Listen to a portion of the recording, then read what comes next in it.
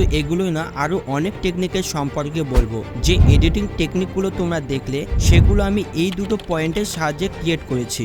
এই পয়েন্টগুলো তোমরা যদি না জানো তাহলে এটা তো শিওর যে তুমি কখনো একজন প্রো এডিটর হতে পারবে না।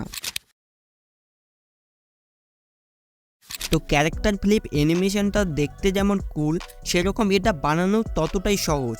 তো তোমাদের টাইম বাঁচানোর জন্য আমি এখানে প্রথমেই মেটেরিয়ালসগুলো অ্যাড করে নিয়েছি। তো এখানে আমি নিয়েছি দুটো টেবিলের পিএনজি, তার সাথে এখানে দুটো বাক্সের পিএনজি আর একটা ক্যারেক্টারের পিএনজি। ফার্স্ট আমরা এই বাক্সগুলোকে অ্যানিমেশন করব, আর ভিডিওতে ইউজ করা সমস্ত মেটেরিয়াল তোমরা ডিসক্রিপশনে পেয়ে যাবে। সো ফার্স্ট আমরা এখানে আগে বাক্সকে সিলেক্ট করে নেবো, মানে ফার্স্ট লেয়ারটাকে সিলেক্ট করে নেবো। তারপর প্রথম পয়েন্টে একটা কিফ্রেম লাগাই দেবো, আর সেকেন্ড বাক্সটাতেও আমরা সেম জায়গায় কিফ্রেম লাগাই দেবো।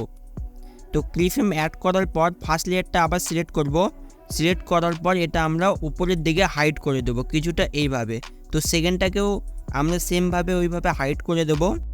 হাইড করার পর কিছুটা দূরে গিয়ে মিনিমাম 1 সেকেন্ড পর তারপর সেম জায়গায় দুটোতেই আবার কিফ্রেম অ্যাড করে নেব। কিফ্রেম অ্যাড করার পর আমরা এটা ঠিক যেমন ছিল তেমনভাবে আমরা কিন্তু এখানে নিচে নিয়ে চলে আসব। কিছুটা এইভাবে সেকেন্ডটাও আমরা করে নেব। তো সেকেন্ডটা করার পর এবার তোমরা দেখতে পাচ্ছ যে অ্যানিমেশনটা ঠিক এই রকম হয়েছে। ট্রানজেকশনটা স্মুথ করার জন্য দুটো কিফ্রেমের মাঝখানে গিয়ে এখানে যে একটা গ্রাফ অপশান আছে এখানে যাব। এখানে যাওয়ার পর তোমরা এখানে দেখতে পাচ্ছ ইজি ইন, ইজি টু, অনেক আরও অপশান আছে। তো তোমরা এখান থেকে যেটা তোমাদের পছন্দ হবে সেটা তোমরা সিলেক্ট করে নেবে। তো দেখতে পাচ্ছ ইজি আউট 3টা আমি সিলেক্ট করে নিলাম, এটাতে অনেকটা স্মুথ হয়ে গেছে ট্রানজেকশানটা। তো সেমভাবে আমরা দ্বিতীয়টাতে করে নেব। তো এটা অ্যানিমেশন করা কমপ্লিট। এবার আমরা এই ক্যারেক্টারটা অ্যানিমেট করব। তো এটা করার জন্য আমরা এটা চাই নিচ থেকে উপরে উঠুক কিছুটা এইভাবে। তো এটাও সেমভাবে আমরা ফার্স্ট পয়েন্টে একটা কিফ্রেম লাগাবো, তারপর এটা আমরা হাইড করে নেব। হাইড করার পর মিনিমাম 1 সেকেন্ড ডিউরেশন পর আবার একটা কিফ্রেম লাগাবো, আর এটা আমরা এইভাবে উপরে তুলে নিয়ে চলে আসবো, সেম জায়গায় এটা নিয়ে চলে আসবো। করার পর সেমভাবে এটাতেও আমরা একটা গ্রাফ অ্যাড করে নেব। তো ইজি আউট 1টাই ঠিক আছে, যেটা আমাদের ফ্লিপ করবে যে ক্যারেক্টারটা ওটা আমরা অ্যাড করে নেব। তো তার আগে এগুলোর আমরা ডিউরেশনগুলো একটু ড্র্যাগ করে বাড়িয়ে নেব। তো এই ক্যারেক্টারটা আমরা যতক্ষণ রাখতে চাই সেইটুকু রেখে বাকিটা আমরা কিন্তু স্প্লিট করে দেব। তো আমি মোটামুটি এইটুকু আমরা এই ক্যারেক্টারটা রাখবো, তারপরে স্প্লিট করে দেবো, আর বাকি অংশটা ডিলিট করে দেবো। ডিলিট করার পর এটা সিলেক্ট করে অ্যানিমেশনে যাব। অ্যানিমেশনে যাওয়ার পর আউট অপশানে যাব, আর জুম ইনটা সিলেক্ট করে নেব, আর এটার ডিউরেশন আমরা রেখে দেবো 2 সেকেন্ড। তো 2 সেকেন্ড করার পর এটা আমরা ব্যাক করে নেব।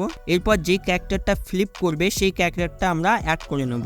সো ক্যারেক্টারটা আমরা অ্যাড করে নিয়েছি। তো এটা স্ক্রিনের সাথে আমরা একটু অ্যাডজাস্ট করে নেব ড্র্যাগ করে কিছুটা এইরকম।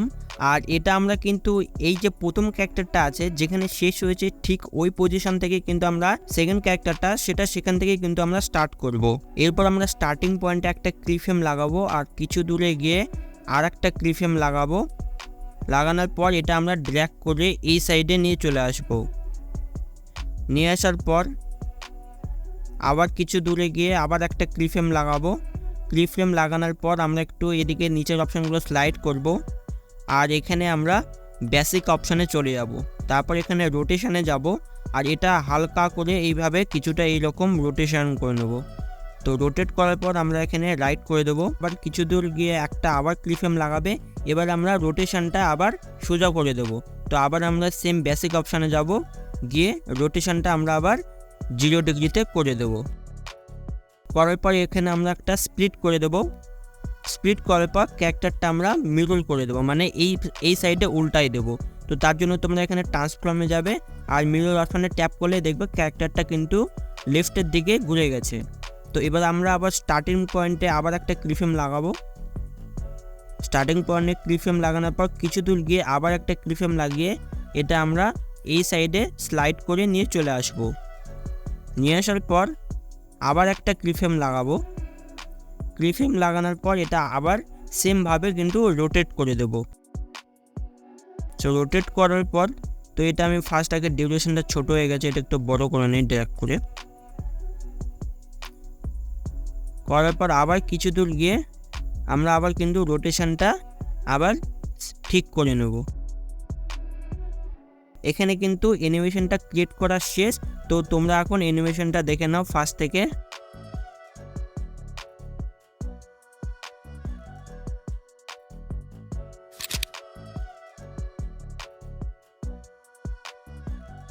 ফার্স্ট আমি এখানে একটা গ্রিপ ব্যাকগ্রাউন্ড অ্যাড করে নিয়েছি।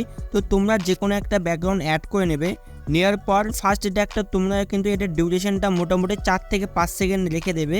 করার পর সেকেন্ড কাজ তোমাদের এখানে কিন্তু টেক্সট অ্যাড করতে হবে। তো টেক্সটে গিয়ে তোমাদের যা ইচ্ছে তোমরা এখানে টেক্সট অ্যাড করতে পারো। তো এক্সাম্পলের জন্য আমি এখানে আমার চ্যানেলের নামটা অ্যাড করে নিচ্ছি। তারপর তোমরা এটা ফন্ট চেঞ্জ করলে করতে পারো। তো আমি এখানে ফন্টটা চেঞ্জ করে নিচ্ছি। নেওয়ার পর এটা আমরা ফার্স্ট প্রথমে ড্র্যাগ করে এই সাইডে নিয়ে আসি আর এটার ডিউরেশনটা মোটামুটি সেম করে নেব। করার পর এই ভিডিওটা কিন্তু আমরা আগে এক্সপোর্ট করে নেব। এক্সপোর্ট করার পর আমরা নিউ প্রজেক্টে ট্যাপ করব। করার পর এক্সপোর্ট করা ভিডিওটা আমরা এখানে অ্যাড করে নেব। তো অ্যাড করার পর এবার আমাদের একটা গ্রিন স্ক্রিনের প্রয়োজন, পেপার গ্রিন স্ক্রিন। তো সেটা তোমরা আমার এই ডিসক্রিপশনে পেয়ে যাবে ভিডিও। তো তোমরা এখন থেকে ডাউনলোড করে নিতে পারবে। তো ওটা এখন আমি অ্যাড করে নিই। পেপারের গ্রিন স্ক্রিনটা আমরা এখানে অ্যাড করে নিয়েছি।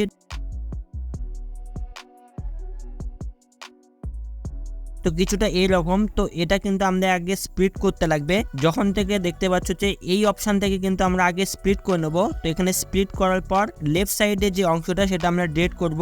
আর এদিকে যে অংশটা আছে মোটামুটি এই পর্যন্ত কিন্তু আমরা অ্যাড করে নেব। আর বাদ বাকি এটাও কিন্তু আমরা ডিলিট করে দেবো। তো এটা করার পর এটা আমরা ড্র্যাগ করে এই সাইডে নিয়ে আসি।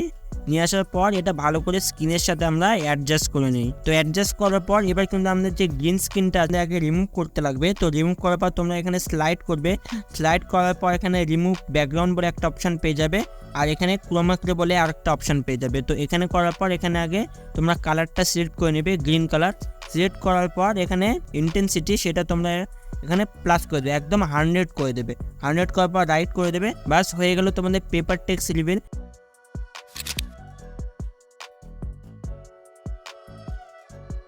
হয়তো তোমরা অনেক মোশন ব্যাকগ্রাউন্ড ইউজ করেছো কিন্তু সেগুলো ওয়েবসাইট থেকে ডাউনলোড করা। এবার একটু অ্যাডভান্স হও আর নিজের মোশন ব্যাকগ্রাউন্ড ইউজ করো। এটা ক্রিয়েট করার জন্য ফার্স্ট আমরা একটা ব্যাকগ্রাউন্ড অ্যাড করে নিয়েছি। এরপর টেক্সট অপশানে যাও আর নিজের অ্যাকর্ডিং টেক্সট লিখে নাও। কিন্তু টেক্সটটা 3 বার লিখবে। ফার্স্টটা লেখার পর স্পেস দেবে, তারপর আবার লিখবে, আবার স্পেস দেবে, আবার লিখবে। লেখার পর এটা সাইজটা একটু ছোট করে নেবে। এরপর যে কোনো বোল্ড টাইপের ফন্ট সিলেক্ট করবে। এরপর স্টাইল অপশানে যাবে, নিচে স্লাইড করে কাট অপশানে গিয়ে সিলেক্ট করবে আর এটার ইন্টেন্সিটিটা 100 করে দেবে। তারপর রাইট করে দেবে। এবার এটার ডিউরেশনটা মিনিমাম 30 সেকেন্ড করবে ড্র্যাগ করে। এবার টেক্সটটা বড় করে কিছুটা এরকম করে নেবে। খেয়াল রাখবে টেক্সটটা যাতে মাঝখানে থাকে। আবার টেক্সটে গিয়ে স্টাইল অপশানে গিয়ে নিচে দেখবে অপাসিটি বলে একটা অপশান আছে, এটা একটু মাইনাস করে দেবে অ্যারাউন্ড 40 এর মতো। এরপর এটা স্টার্টিং পয়েন্টে একটা কিফ্রেম অ্যাড করবে আর লাস্ট পয়েন্টে একটা কিফ্রেম অ্যাড করে নেবে। এরপর বেসিকে গিয়ে এটা রোটেট করে দেবে 1x বা 0 ডিগ্রি অবধি। এরপর এটার ডুপ্লিকেট লেয়ার করবে, এটা ছোট করবে আর একদম মাঝখানে অ্যাডজাস্ট করে দেবে। আবার সেম কাজ করবে যেমনটা আমি করছি, মিনিমাম 4টা লেয়ার করবে। তো এবার সেকেন্ড লেয়ারটা সিলেক্ট করবে আর ফার্স্ট কিফ্রেম যেখানে শুরু হয়েছে সেখানে টাইমলাইন রেখে বেসিক অপশানে ক্লিক করে এটা সাইজটা চেক করে নেব। তো এটা সাইজ 117। তো লাস্ট কিফ্রেম যেখানে আছে সেখানেও এই সেম সাইজ হতে হবে। তো লাস্ট কিফ্রেমে যাব আর সেখানে 117 সাইজ করে দেব। এই সেম কাজ নিচের লেয়ারগুলোতেও অ্যাপ্লাই করে দেব।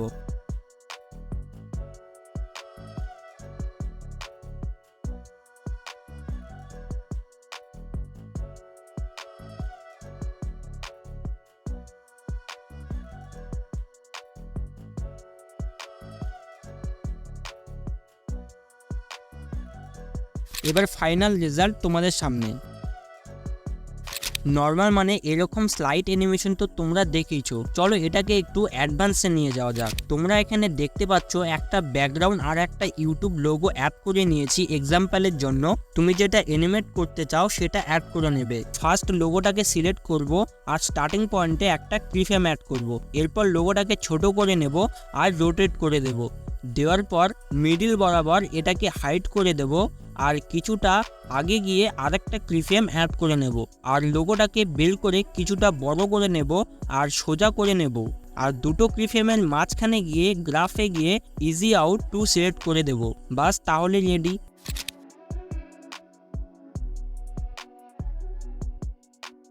এরকম অ্যানিমেশন বানানোর জন্য এখানে একটা ব্যাকগ্রাউন্ড আর ক্যারেক্টার পিএনজি অ্যাড করে নিয়েছি। ফার্স্ট ক্যারেক্টারকে সিলেক্ট করব আর স্লাইড করে মাস্ক অপশানে যাব আর হরিজন্টাল অপশানটা সিলেক্ট করব। আর এখন এখানে দেখতে পাচ্ছ ক্যারেক্টারটার অর্ধেক কিন্তু হাইট হয়ে গিয়েছে। এবার যেই লাইনটা দেখতে পাচ্ছ স্ক্রিনের ওপর, এটা ড্র্যাগ করে উপরে নিয়ে যাব মোটামুটি ক্যারেক্টারের মাথার অর্ধেক পর্যন্ত। এটা করার পর রাইটে ক্লিক করবে আর এই ক্যারেক্টারটা ডুপ্লিকেট করে দেব আর এটা ড্র্যাগ করে ফার্স্ট লেয়ারের নিচে নিয়ে চলে আসবো। এবার ডুপ্লিকেট লেয়ারটা সিলেক্ট করব, সেম মাস্কে ক্লিক করব আর হরিজন্টাল সিলেক্ট করে হরিজন্টাল অপশানে আবার ক্লিক করব আর রোটেট অপশানে গিয়ে 180 ডিগ্রি রোটেট করে দেব। এবার দেখবে ক্যারেক্টারের নিচের অংশটা চলে এসেছে। ওপরের লাইনটা একটু অ্যাডজাস্ট করে নেবে, দেখবে দুটো অংশ যাতে ভালো করে মিলে যায়। এরপর ফার্স্ট লেয়ারটা সিলেক্ট করে কিছুটা দূরে গিয়ে একটা কিফ্রেম অ্যাড করবে আর একটু দূরে গিয়ে আবার একটা কিফ্রেম অ্যাড করবে আর স্লাইড করে বেসিক অপশানে যাবে, সেখানে গিয়ে এটা রোটেট করে দেবে। এখন দেখতে পাচ্ছ এটা একটু ডিসব্যালেন্স হয়ে গিয়েছে, তো এটা হাত লাগিয়ে কিছুটা এইভাবে ঠিক করে নেবে। এরপর কিছু দূর গিয়ে আবার একটা কিফ্রেম লাগাবে।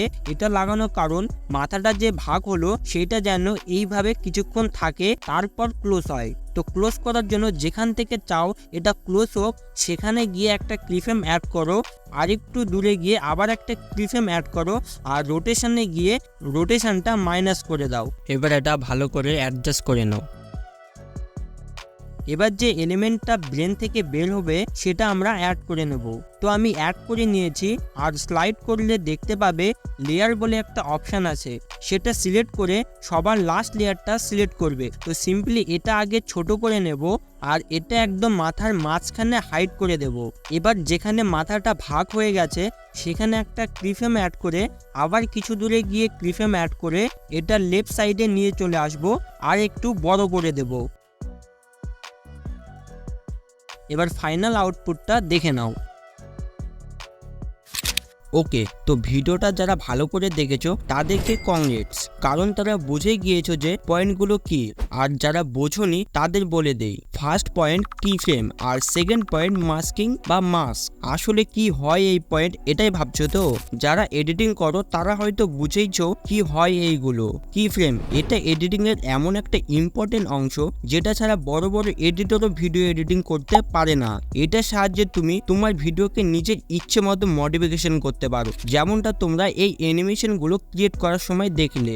আর মাস্কিংও মোটামুটি সেম জিনিস। এই দুটো অপশনকে তুমি যদি একবার বুঝে যাও তাহলে তোমাকে প্রো এডিটর বা প্রো লেভেলের ভিডিও এডিটিং করতে কোনো মাইকেলাল আটকাতে পারবে না।